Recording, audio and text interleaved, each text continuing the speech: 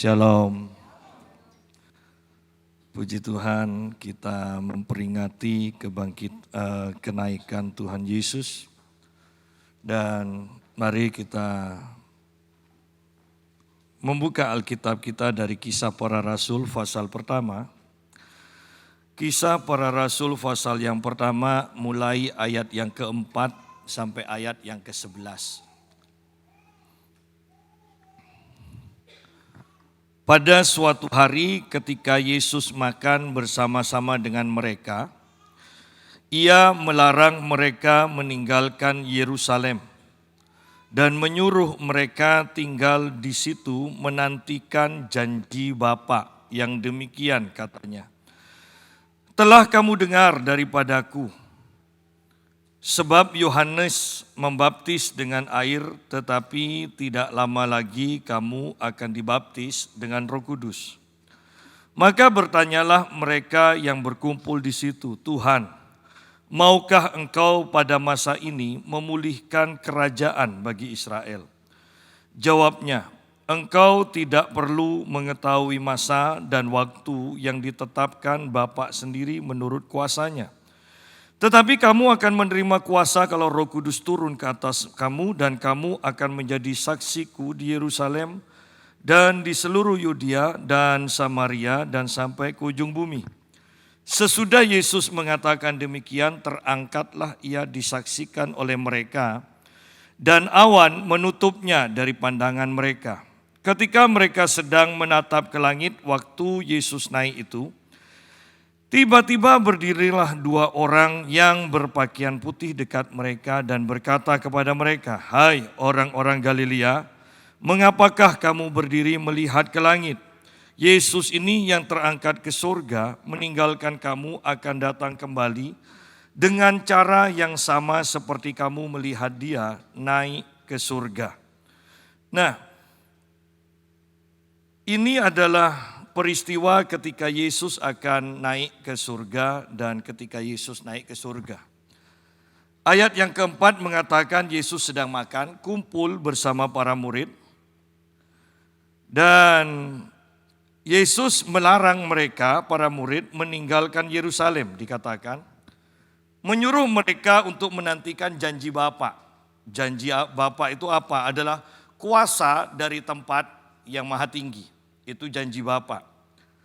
Dan sebelum mereka itu menerima janji Bapa, berarti mereka tidak boleh keluar terlebih dahulu. Bahwa sangat penting dibaptis dengan Roh Kudus, diperlengkapi dengan kuasa Tuhan. Sangat penting untuk melayani. Seringkali hal ini diabaikan sekarang.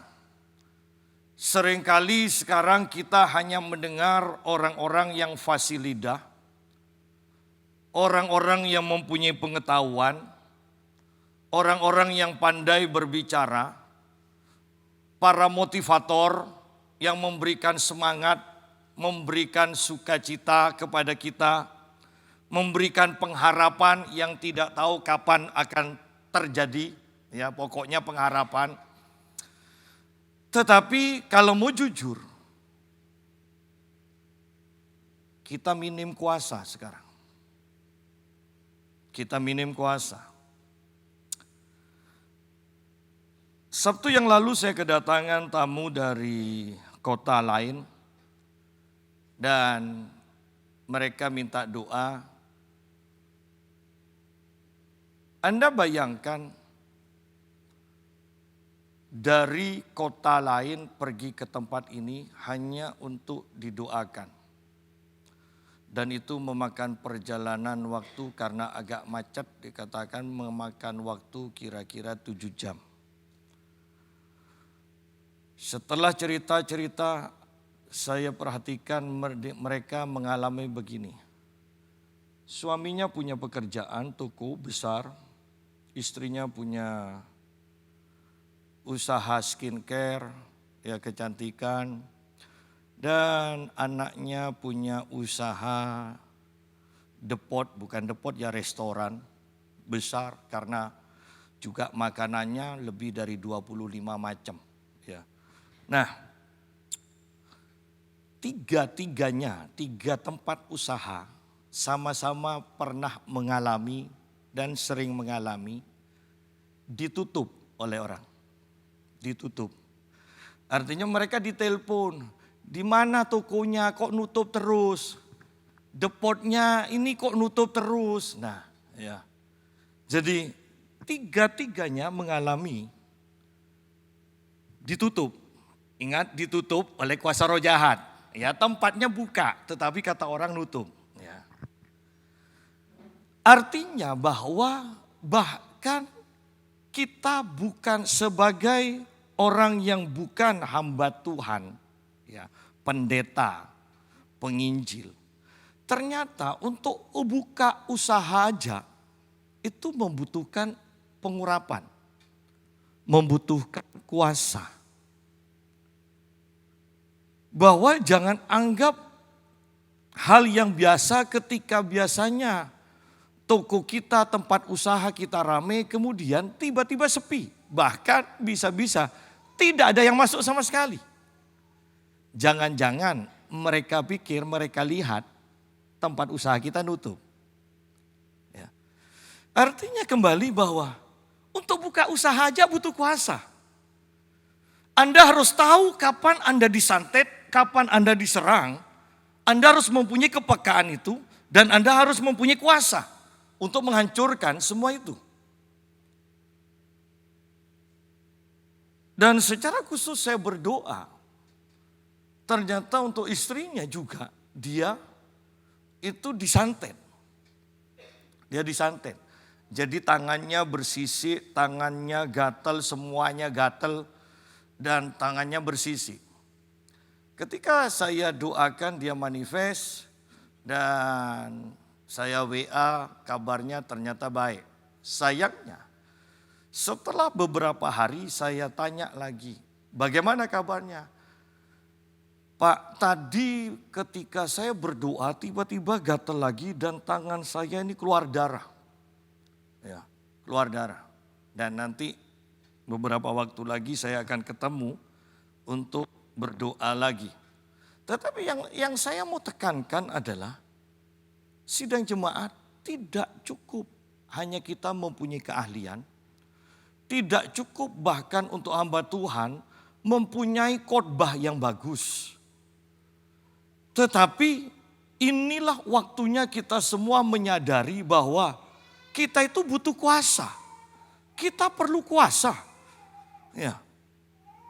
Ketika Anda mengalami banyak hal yang tidak masuk akal, bahkan ya, kalau Anda sudah orang Kristen benar, Anda juga hidup benar, Anda menata benar, tapi kok masih sumpek terus? Kok sepertinya ada unek-unek terus? Kok ada yang tidak beres? Jangan-jangan ada kekuatan lain yang sedang mengganggu engkau. Ya. Nah, kalau Anda tidak punya kuasa, Anda akan menyerah dan Anda akan dibawa terus kepada suasana sumpek ini. Ya.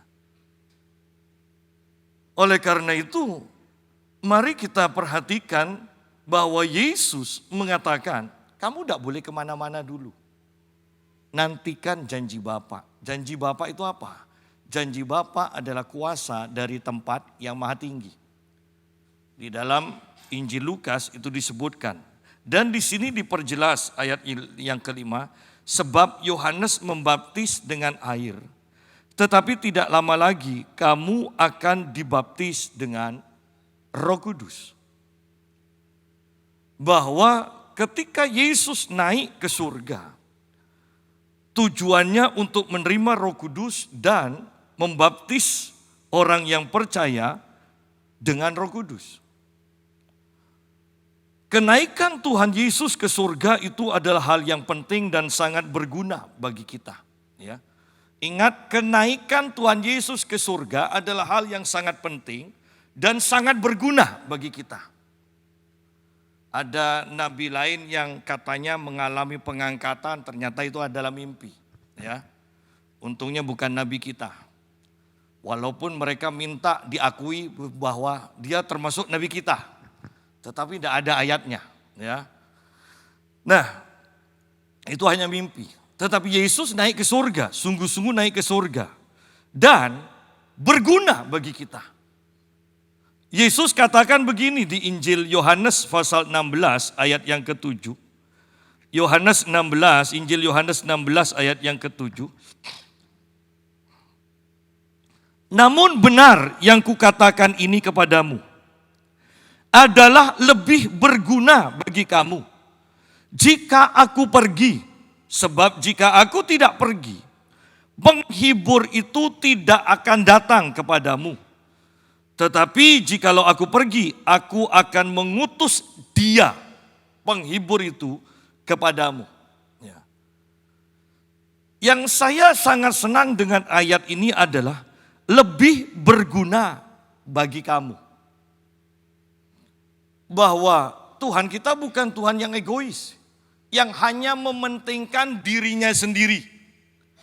Tuhan melakukan sesuatu yang berguna untuk orang yang percaya. Lebih berguna jika aku pergi. Tidak apa-apa aku pergi, tidak apa-apa aku tidak tampil. Pokoknya kamu menerima sesuatu yang berguna dan lebih berguna.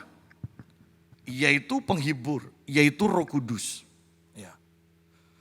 Jadi kenaikan Tuhan Yesus itu penting dan berguna bagi orang percaya.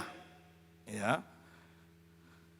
Kenaikan Tuhan Yesus mempersiapkan kita untuk menerima baptisan dengan Roh Kudus. Ayat yang ke-6. Maka bertanyalah mereka, para murid yang berkumpul di situ, Tuhan, maukah engkau pada masa ini memulihkan kerajaan bagi Israel? Jawabnya, engkau tidak perlu mengetahui masa dan waktu yang ditetapkan Bapa sendiri menurut kuasanya. Sidang jemaat, perhatikan di sini. Yesus sedang berbicara tentang baptisan Roh Kudus. Tetapi para murid bisa mengalihkan kepada memulihkan kerajaan Israel. Ya. Sederhananya begini. Yesus itu berbicara tentang hal yang rohani, tetapi para murid yang belum dibaptis dengan Roh Kudus itu hanya mampu berbicara hal-hal yang jasmani. Ya. Ini kan sangat menyedihkan, tidak akan nyambung. Saya selalu katakan bahwa pembicaraan orang rohani yang dipenuhi Roh Kudus, yang berbicara dari roh, itu tidak akan pernah bisa nyambung dengan orang percayalah yang masih bersifat daging. Itu tidak akan pernah bisa nyambung. Ya. Ketika Yesus berbicara tentang kerajaan Allah, lahir baru, dilahirkan kembali dengan Nikodemus. Ingat, Nikodemus adalah orang Farisi. Orang yang mempunyai pengetahuan firman Tuhan. Tetapi ketika Yesus berbicara tentang lahir baru, lahir dari roh, Nikodemus tidak nyambung. Nikodemus tidak ngerti. Sidang jemaat. Jadi orang percaya pun seperti itu. Kalau Anda hanya bisa nangkep hal-hal yang hanya engkau akan semakin kaya, engkau akan semakin kaya, engkau akan berhasil, engkau akan sukses. Berarti jangan-jangan kita ini masih bersifat daging. Kalau kita tidak bisa menangkap pengajaran tentang sangkal diri, pikul salib untuk memunculkan manusia roh kita, untuk mengikuti kehendak Tuhan, untuk mendengar suara Tuhan. Kalau kita tidak bisa mengikuti pengajaran yang seperti ini, maka kita adalah Kristen daging. Yang bahkan bisa-bisa belum lahir baru. Ya. Lihat di sini, sebelum dipenuhi Roh Kudus, para murid. Anda perhatikan, Tuhan, maukah engkau pada masa ini memulihkan kerajaan bagi Israel? bukankah para murid sebelum Yesus disalibkan, mereka sudah punya pengharapan Yesus akan memulihkan kerajaan Israel. Ketika Yesus disalibkan dan mati, ya, kemudian bangkit walaupun masih banyak yang tidak percaya. Petrus dengan 6 murid yang lain mengatakan, aku pergi menangkap ikan. Artinya mereka sudah kecewa. Harapan mereka itu sudah tidak ada lagi. Itu harapan mereka. Sudah tidak ada lagi. Tetapi herannya sekarang ketika Yesus tampil makan bareng lagi. Ya, keinginan daging itu yang awal bisa muncul lagi. Tuhan, maukah engkau memulihkan kerajaan bagi Israel? Artinya begini sidang jemaat, bahwa sungguh-sungguh kita itu harus hati-hati dengan keinginan daging ini loh. Kalau ini tidak disalibkan setiap hari, daging ini akan bisa hilang sejenak, tetapi itu bisa muncul lagi. Itu hanya benar-benar bisa mati, sungguh-sungguh mati, ketika kita selalu mengikuti pimpinan roh. Ya. Hati-hati dengan keinginan daging. Hati-hati dengan banyaknya pengajaran yang aneh-aneh sekarang. Ada pendeta tidak tahu kapan sekolah Alkitab, jadi pendeta terkenal dan mengajarkan. Pendeta itu tidak masalah, pendeta itu harus kerja. Dan orang-orang yang kepahitan, yang tidak ngerti firman Tuhan mengatakan, wow keren pendeta kerja. Jujur yuk, kalau di Indonesia, kerja buka usaha. Pendeta, namanya dapat pendeta kan pendeta besar pasti, punya aset besar. Kira-kira butuh BPOM apa enggak? Kalau butuh BPOM, teori gampang, sehari 2 hari bisa keluar. Teman saya minta didoakan sampai sekarang. BPOM-nya sudah sogok sana, sogok sini. Sudah tanya cara yang benar ya apa. Tidak keluar-keluar. Kalau sampai pendeta buka usaha, maka pertama kali yang harus dia lakukan, dia harus pintar nyogok. Loh, kita jujur kan? Dan Alkitab katakan imam tidak boleh bekerja. Imam harus fokus untuk melayani Tuhan. Sidang jemaat. Jangan hanya karena kelihatan keren punya kerjaan pendeta. Dan pendeta yang sama ini juga. Yang tampil dengan tatonya dan mengatakan, engkau cerai, Tuhan tidak marah. Tuhan tidak marah, engkau tidak akan dihukum walaupun cerai. Loh, ini pengajarannya apa? Sidang jemaat.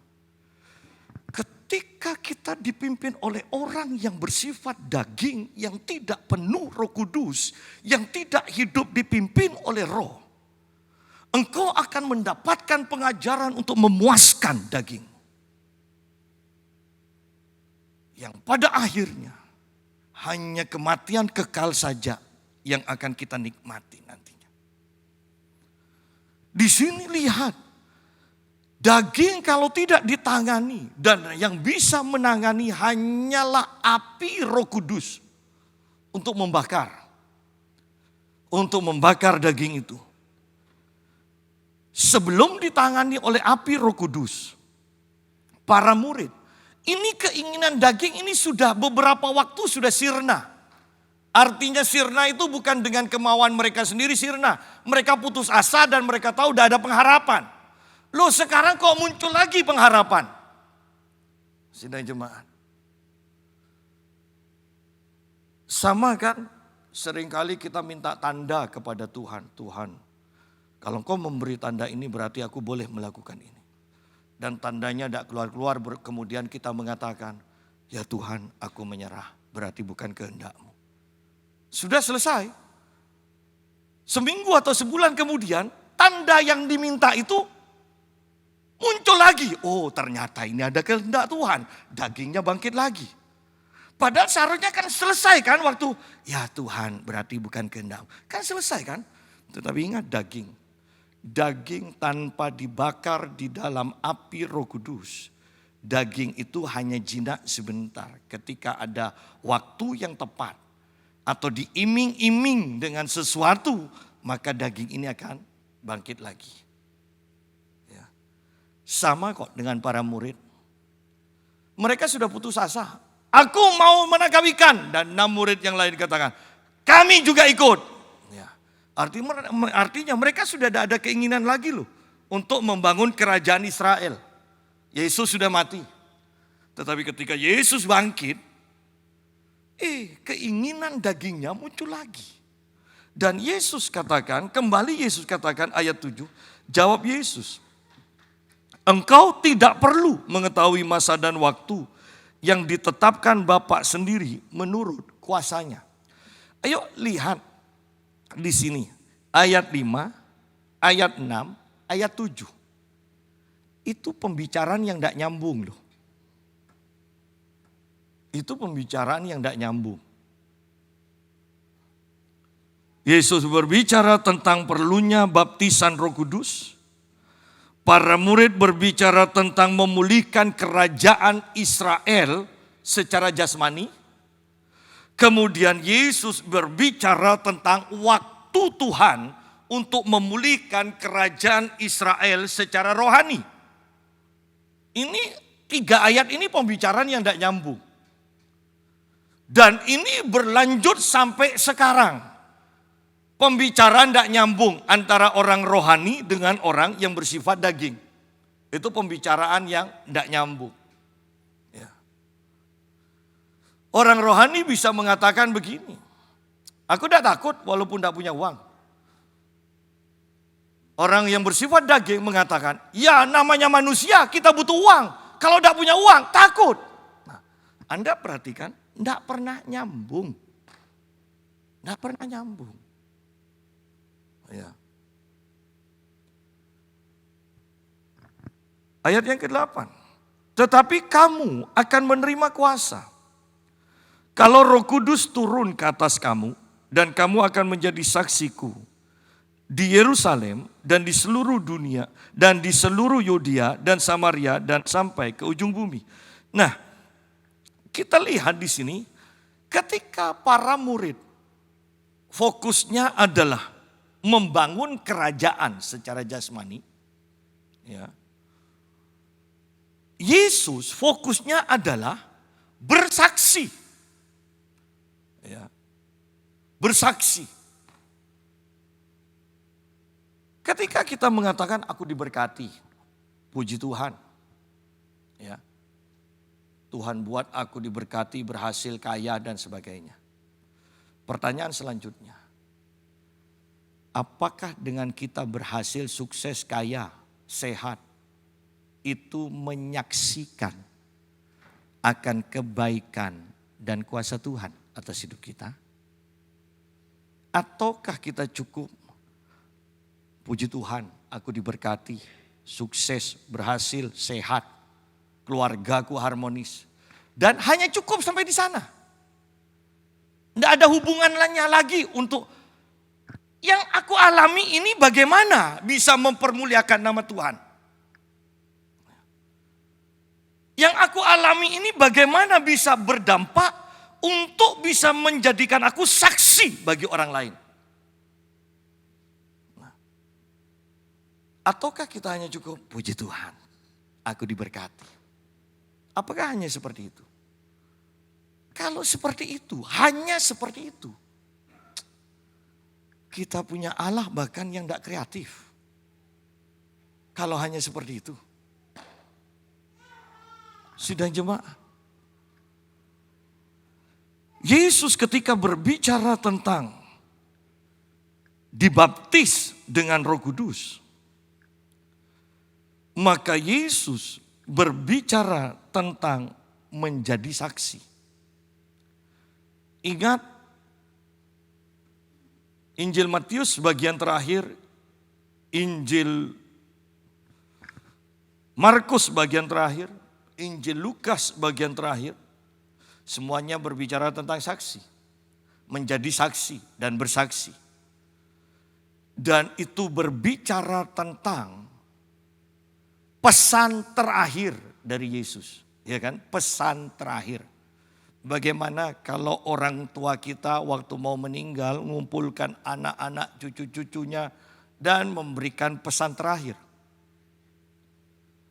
Apakah kita akan melakukannya? Kita sepakat, pasti melakukannya. Dan ketika Yesus memberikan pesan terakhir, apakah kita melakukannya dan akan melakukannya? Kalau memang melakukannya, pertanyaan selanjutnya, berapa jiwa yang sudah kita menangkan, kita bawa kepada Yesus? Berapa jiwa? Kalau belum, berarti kita belum bersaksi dan belum menjadi saksi. Ingat, itu amanat terakhir loh. Itu pesan terakhir dari Yesus. Itu pesan terakhir. Tetapi kamu akan menerima kuasa. Jangan fokus pada kuasa. Itu hanya perlengkapan. Tujuannya apa? Kalau Roh Kudus turun ke atas kamu dan kamu akan menjadi saksiku. Menjadi saksi. Itu tujuannya. Itu fokusnya. Bukan menerima kuasanya tetapi menjadi saksi. Bukan berhasilnya tetapi menjadi saksi. Bukan suksesnya tetapi menjadi saksi dan bersaksi. Itu sebenarnya. Berarti kalau ini tidak tercapai, kita berarti keluar dari tujuan Tuhan. Dan kalau kita keluar dari tujuan Tuhan, berarti kita disesatkan dan akan mudah disesatkan. Akan mudah disesatkan. Dan kamu akan menjadi saksiku di Yerusalem, di seluruh Yudea dan Samaria dan ujung bumi. Saya sederhanakan aja. Dimanapun kita berada, kapanpun kita berada, bersama siapapun kita berada, ingat tujuan kita ada di mana, bersama siapa, kapanpun juga adalah menjadi saksi. Ya, itu tujuannya.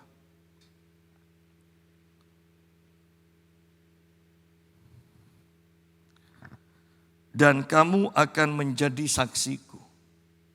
Ayo tanya pada diri kita masing-masing. Setelah Tuhan melakukan kebaikan demi kebaikan. Dan setiap kita menyadari Tuhan baik dan sangat baik. Lalu, sudahkah kita bersaksi bahwa Tuhan baik dan menjadi saksi kebaikan Tuhan? Ataukah kita cukup, aku sudah menerima kuasa, aku sudah menerima keberhasilan, aku sudah menerima kesuksesan.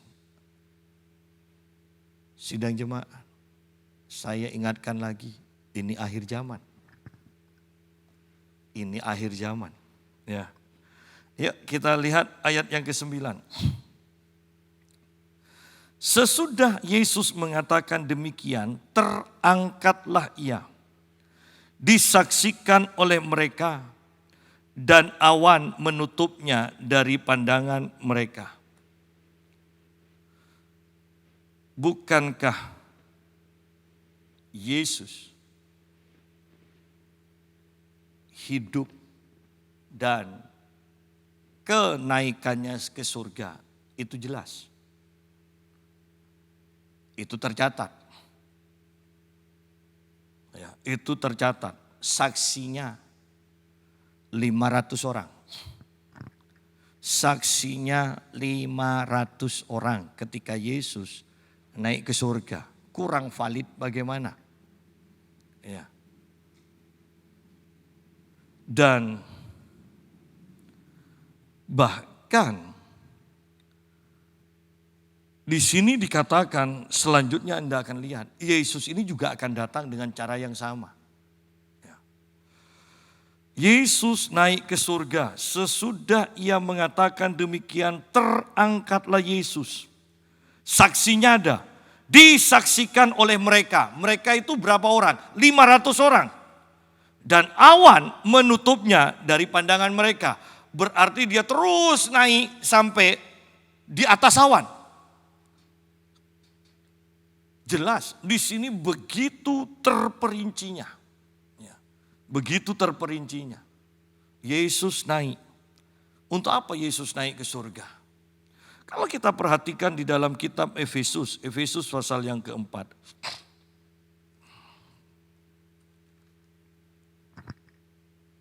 Ayat yang ke-8 mulai. Itulah sebabnya kata Nas, tatkala Yesus naik ke tempat tinggi, ia membawa tawanan-tawanan. Ia memberikan pemberian-pemberian kepada manusia. Terjemahan lain mengatakan karunia-karunia kepada manusia. Bukankah ia telah naik? Berarti bahwa ia juga telah turun ke bagian bumi yang paling bawah.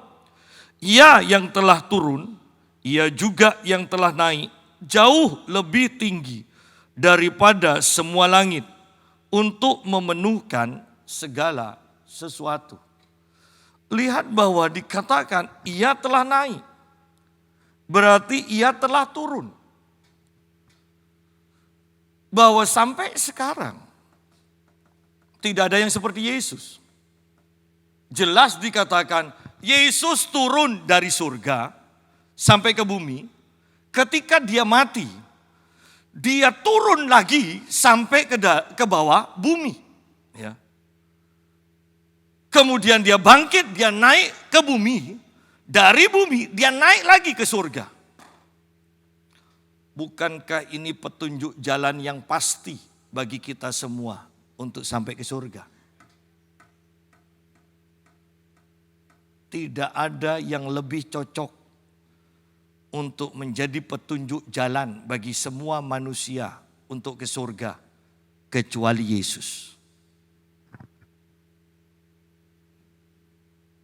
Dan ternyata kita mendapati banyak orang Kristen yang bodoh sekali. Sudah punya petunjuk seseorang yang menjadi petunjuk yang pasti ke surga. Tidak mau cari petunjuk kepada yang lain. Dan orang yang diikuti ini, yang sudah mati, berpesan pada pengikutnya. Doakan saya ya. Doakan semua pengikut saya, doakan saya supaya saya masuk surga. Loh. Orang itu kok bisa sebodoh itu? Ini loh roh penyesat. Anda bisa bayangkan roh penyesat, sepinter apapun ketika engkau sudah dikuasai roh penyesat, otakmu tidak nyambung. Loh, Yesus sudah jelas disaksikan 500 orang. Naik ke surga, kita tinggalkan Yesus, kita ikut orang yang katanya mau mimpin kita ke surga, tetapi orang tersebut berpesan. Orang ini mati dan sebelum mati berpesan kepada pengikutnya, semua pengikutku doakan aku, setiap engkau berdoa, doakan aku supaya aku bisa naik surga. Loh, orang seperti ini yang diikuti. Kalau bukan karena roh penyesat, hal ini tidak akan terjadi. Jemaah. Itu hanya karena roh penyesat membuat otak kita tidak jalan. Ya. Jangan katakan bodoh. Itu karena roh penyesat. Ya. Karena yang mengikuti pun banyak profesor-profesor. Berarti orang-orang pintar. Ya. Sayangnya kita percaya atau tidak percaya, surga dan neraka itu pasti. Ya. Kita yang belum mempunyai keluarga, yang belum percaya Yesus, dan sampai akhirnya mereka tidak percaya Yesus. Ucapkanlah salam perpisahan untuk selama-lamanya. Karena kita tidak akan pernah ketemu lagi. Tidak akan pernah ketemu lagi. Orang sampai membuat untuk menghibur diri sendiri. Saya percaya untuk menghibur diri sendiri. Mereka sampai membuat anggapan karena Tuhan itu maha kasih. Tidak mungkin neraka itu kekal. Ya, itu pikiran mereka sendiri. Tetapi mari kita yang ada di sini kita percayai firman Tuhan. Ayat yang ke-10 berkata, Kisah Para Rasul. Ketika mereka sedang menatap ke langit waktu Yesus naik itu, tiba-tiba berdirilah 2 orang yang berpakaian putih dekat mereka. Perhatikan kembali ayat yang ke-10 menegaskan bahwa Yesus benar-benar naik ke surga. Ketika mereka 500 orang itu sedang menatap ke langit waktu Yesus naik itu, tiba-tiba berdirilah 2 orang yang berpakaian putih dekat mereka. Dan berkata kepada mereka, "Hai orang-orang Galilea, mengapakah kamu berdiri melihat ke langit?" Kita berhenti sampai di sini dulu, kita lihat di sini. Ada dikatakan 2 orang, siapa? Malaikat. Bahwa ketika kita berbicara tentang Yesus, tidak akan pernah dilepaskan dengan pelayanan para malaikat. Ketika kita berbicara tentang kekristenan, maka tidak akan pernah bisa dilepaskan dengan pelayanan para malaikat. Ya. Anda lihat ketika Yesus akan dikandung oleh Maria, bukankah ada malaikat yang diutus, malaikat Gabriel? Ketika Yesus lahir, bukankah ada malaikat yang memberitakan kelahirannya kepada para gembala? Ya. Ketika Yesus mau dibunuh, bukankah ada malaikat yang memimpin melalui mimpi, berkata dan memberikan pengarahan kepada Yusuf, ayah Yesus? Ketika Yesus berpuasa dan dicobai oleh iblis, bukankah ada malaikat juga yang melayaninya setelah Yesus dicobai oleh iblis itu? Ya. Ketika Yesus mau ditangkap, Yesus mengatakan, "Kalau aku mau." Kata-kata yang gampang, 1 peleton pun. Ya. Malaikat-malaikat Tuhan akan diutus untuk membebaskan aku. Ketika Yesus ketakutan di Getsemani, maka malaikat diutus untuk menguatkan Yesus. Ketika Yesus mati dan bangkit, ada malaikat yang membuka pintu kubur. Dan sekarang ketika Yesus akan naik ke surga dan naik ke surga, ada 2 malaikat yang tampak. Sidang jemaat, inilah Yesus. Inilah kekristenan. Kalau kita terus lanjut, Anda mau berbicara Petrus, Petrus juga mendapatkan pelayanan malaikat. Mau berbicara Paulus, Paulus juga mendapatkan pelayanan malaikat. Dan seharusnya kalau dilanjutkan, mau bicara orang Kristen, orang percaya, seharusnya kita juga berbicara pelayanan para malaikat. Ini bukan sesuatu yang terlalu ajaib, ini hal yang biasa.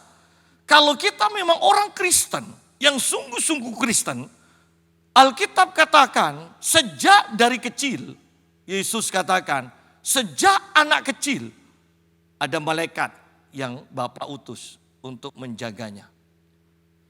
Dan di dalam kitab Ibrani pasal pertama, Ada malaikat Tuhan yang Tuhan utus untuk menjaga dan melayani orang yang berhak menerima keselamatan. Nah, pertanyaannya sekarang adalah, di manakah malaikat kita? Apakah kita tahu, menyadari bahwa ada malaikat yang mengikuti kita, yang selalu siap melayani kita? Ketika Anda menyadari ada malaikat yang selalu mengikuti kita dan siap melayani kita, Anda tidak akan takut kepada gundurwo. Anda tidak akan takut bahkan ke tuyul itu loh, yang hanya kecil-kecil yang gundul, yang pakaiannya tidak lengkap itu. Ya. Anda tidak perlu takut kepada gundurwo yang rambutnya panjang yang harus dipotong itu loh. Ya, yang hanya pakai daster. Ya. Anda tidak perlu takut kepada sundel bolong, bawa aja ke rumah sakit supaya diobati lukanya itu. Ya. Tetapi herannya, lihat di sini bahwa banyak orang Kristen tidak sadar, tidak percaya bahwa ada malaikat yang Tuhan utus untuk menjaga dan melayani kita. Buktinya banyak orang Kristen yang hidup dalam ketakutan.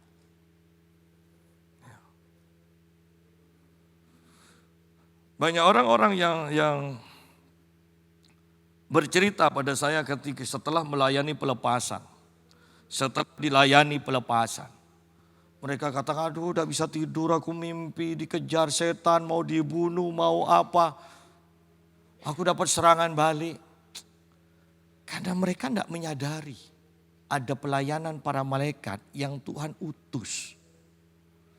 Kalau kita semua menyadari dan percaya ada malaikat yang Tuhan utus untuk menjaga dan melayani kita, maka kita akan tenang. Mau ngusir setan sebanyak apapun, Anda tidur akan tetap tidur nyenyak. Ya. Sidang jemaat, kita butuh pelayanan para malaikat. Kita berusaha pun selain pengurapan, kita tahu dan kita butuh pelayanan para malaikat. Ya. Jadi, mari kita koreksi kekristenan kita. Pak Yusak, saya tidak pernah mengalami pelayanan malaikat. Jangan-jangan kita terlalu sadar dengan kedagingan kita dan hidup dalam kedagingan. Karena ketika kita sungguh-sungguh hidup di dalam roh, bahkan kita akan bisa membedakan apakah ini kemuliaan Tuhan, kehadiran Roh Kudus, atau kehadiran malaikat, atau kehadiran setan, apakah ini perasaan kita sendiri, ataukah kita sedang disantet. Ketika kita hidup di dalam roh, kita bisa membedakan itu semua. Jangan main-main, ini akhir zaman. Segala sesuatu bahkan yang tidak kita percayai pun kita bisa akan alami. Seseorang datang pada saya, dia katakan, Pak, sebelumnya toko saya sebulan dikatakan itu 1 miliar lebih penghasilannya. Sekarang untuk dapat 5 juta itu loh Pak sehari, dia bilang, jarang bisa. Sidang jemaat, kalau sudah seperti itu, mengapa sih kok kita tidak mau berusaha untuk kembali pada Tuhan? Menyadari bahwa dalam hal apapun juga kita butuh Tuhan.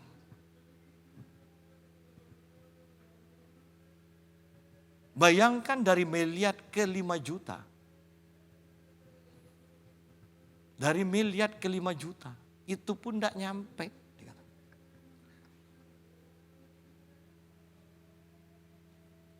Bagaimana iman kita kepada Tuhan? Kita sedang berbicara tentang kenaikan Yesus ke surga yang disaksikan 500 orang. Artinya bahwa Yesus dan semua kejadiannya itu bisa dipercaya, dan berarti kita pun bisa percaya dan mengandalkan Yesus ini loh. Ini bukan hanya sekedar dongeng. Ini satu kejadian yang pasti. Kalau Yesus bisa bangkit dari kematian dan naik ke surga, menerima kemuliaan dari Bapa di surga. Masalah apa sih dari kita yang terlalu berat untuk diselesaikan, melebihi masalah bangkit dari kematian?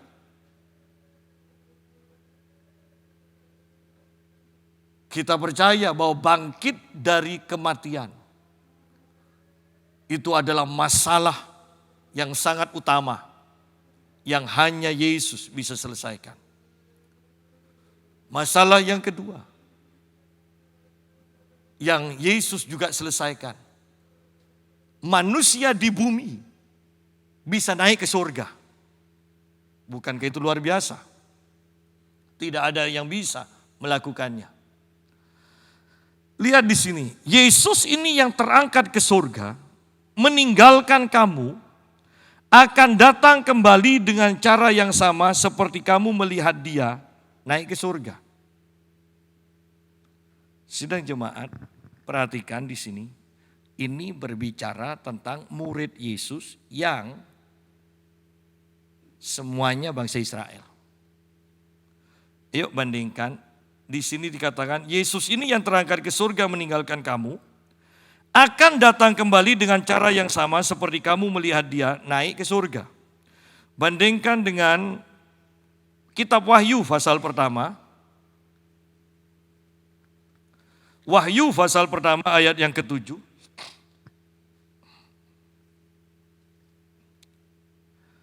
Lihatlah, ia datang dengan awan-awan. Dan setiap mata akan melihat dia, juga mereka yang telah menikam dia, dan semua bangsa di bumi akan meratapi dia. Ya, amin. Jadi lihat di sini, ini sama dengan kisah para rasul pasal pertama tadi. Yesus akan datang dengan awan-awan, dan setiap mata akan melihat dia. Dan juga mereka yang telah menikam dia. Siapa yang menikam dia? Ya, ini berbicara tentang orang Israel. Ya. Yang menikam dia dan semua bangsa di bumi akan meratapi dia. Ya, amin. Nah, kalau kita perhatikan kisah Rasul pasal pertama dan Wahyu pasal pertama ini tidak mengacu pada gereja loh. Karena gereja akan mengalami ini. 1 Korintus 15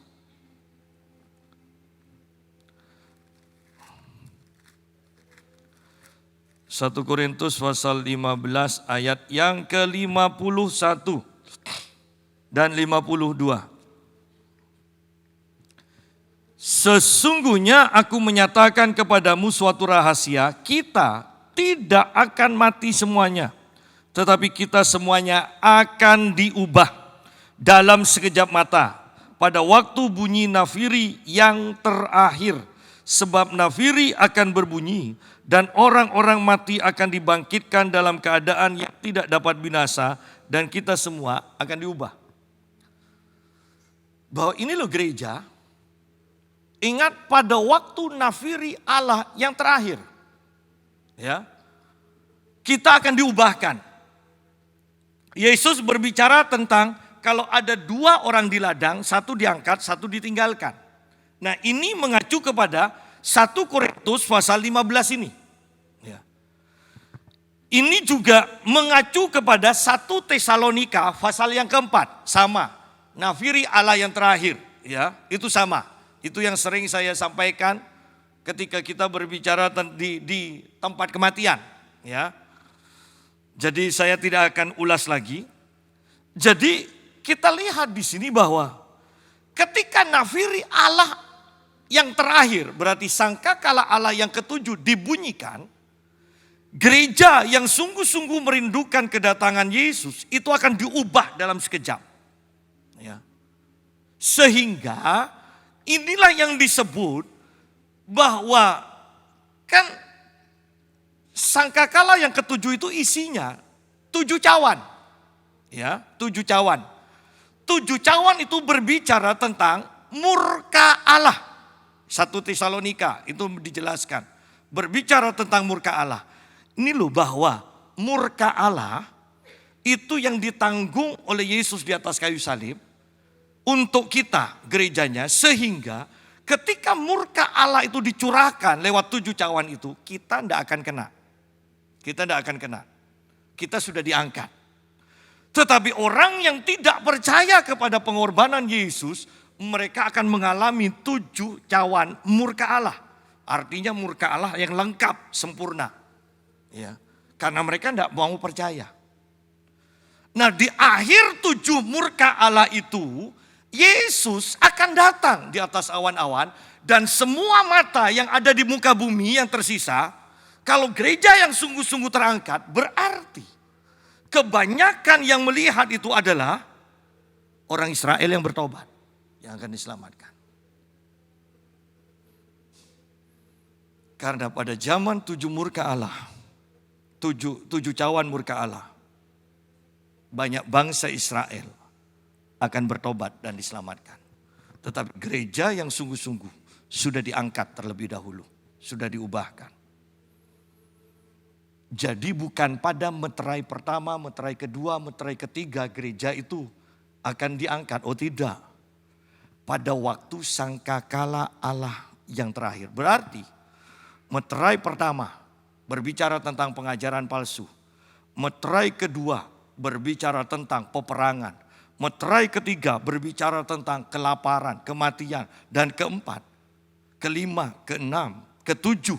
Kemudian sangkakala 1, 2, 3, 4, 5, 6. Gereja masih ada. Dari meterai ke sangkakala, bukankah kita butuh perlindungan Tuhan dan para malaikatnya? Kalau kita bisa sungguh-sungguh menjaga kekudusan dan dipimpin roh di dalam masa meterai yang dibuka dan juga sangkakala yang dibunyikan, maka kita akan mengalami pengangkatan, diubahkan dalam sekejap. Selanjutnya yang akan meratapi Yesus ketika Yesus datang, itu nanti lagi setelah cawan semuanya ditumpahkan. Yesus akan datang. Jadi tidak usah bingung tentang akhir zaman. Tugas kita adalah mempercayai Yesus dan karyanya. Masih kurang apa kalau kematiannya tercatat di sejarah? Di banyak buku-buku catatan sejarah, Yesus mati, Yesus bangkit, dan Yesus naik ke surga. Ingat, saksinya bukan hanya 1 atau 2 atau hanya ngaku-ngaku. Ya. Tetapi saksinya 500 orang. Bukankah lebih dari cukup? Yesus yang naik ke surga ini. Juga Yesus yang menerima Roh Kudus dan akan dicurahkan kepada setiap orang yang percaya. Sidang jemaat, persiapkan diri kita sungguh-sungguh. Yesus naik ke surga. Dan kalau kita adalah pengikut Yesus, maka kita juga akan naik ke surga. Harus ada contoh dong. Ya, kalau tidak ada contoh, masa kita mau naik ke surga? Siapa yang dicontoh? Tidak ada. Loh, ini sama aja bohong. Ya, Yesus sudah naik ke surga, jadi bukan mustahil kita pun akan naik ke surga. Tuhan memberkati.